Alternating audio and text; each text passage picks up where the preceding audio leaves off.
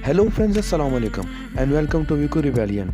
दोस्तों, आज हम बात करेंगे दुनिया की सबसे बड़ी food delivery company Foodpanda के बारे में।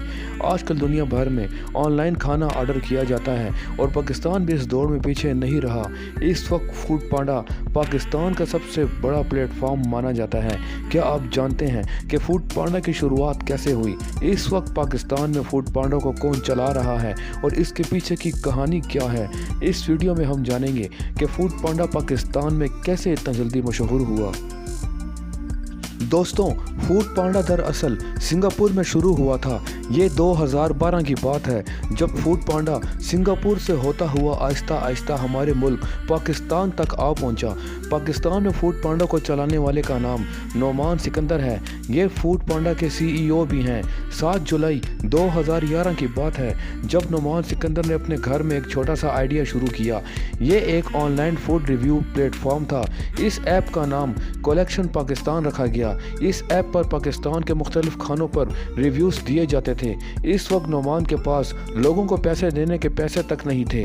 नोमान इंग्लैंड में पढ़े थे और वहाँ आकाश नामी रेस्टोरेंट में काम भी किया करते थे। वहीं से इनके जहन में अपना बिजनेस करने का आइडिया आया। नोमान को पहले से ही फूड के काम का काफ़ी तजुर्बा था, इसलिए इन्होंने पाकिस्तान आकर इस आइडिया पर काम शुरू कर दिया। कलेक्शन पाकिस्तान नामी इस ऐप में 3000 से ज़्यादा रेस्टोरेंट रजिस्टर हो गए और हर महीने 2 लाख लोग इस प्लेटफॉर्म को विज़िट भी किया करते थे। नोमान सिकंदर को काफ़ी कामयाबी मिली और इसने मज़ीद आगे चलते रहने का फ़ैसला किया। इसके बाद नोमान सिकंदर ने ऑनलाइन फूड ऑर्डर प्लेटफॉर्म भी खोल लिया जिसका नाम ईट ओए रखा। ये प्लेटफॉर्म भी काफ़ी कामयाब रहा। एक हफ्ते में इनको 10,000 ऑर्डर मिलते थे। इस तरह इनके घर से चलने वाला ये कारोबार कामयाबी से आगे बढ़ रहा था। इसी दौरान फूड पांडा भी पाकिस्तान में लॉन्च हो गया। अब बात करते हैं कि फूड पांडा के असल बानी कौन थे।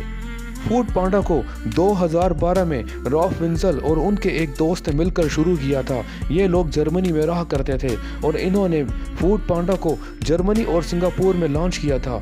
इन दोनों ने एक वेबसाइट के ज़रिए फूड पांडा की बुनियाद रखी जहां पर हज़ारों की तादाद में लोग विज़िट के लिए आते थे। फूड पांडा कामयाबी के साथ जब पाकिस्तान पहुंचा तो उस वक्त नोमान सिकंदर की ईट ओए काफ़ी अच्छी जा रही थी।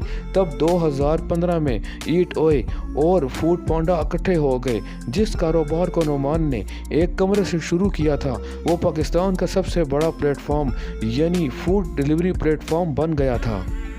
दोस्तों, अब फूड पांडा हर महीने 1.5 लाख ऑर्डर डिलीवर कर रहा था और फूड पांडा के पास इस वक्त पाकिस्तान के मार्केट का 9% हिस्सा था और पाकिस्तान में इस वक्त 20 से 25 हज़ार तक राइडर काम कर रहे थे।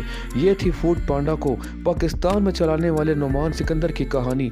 मुझे उम्मीद है कि आपको हर बार की तरह मेरी ये वीडियो भी ज़रूर पसंद आई होगी।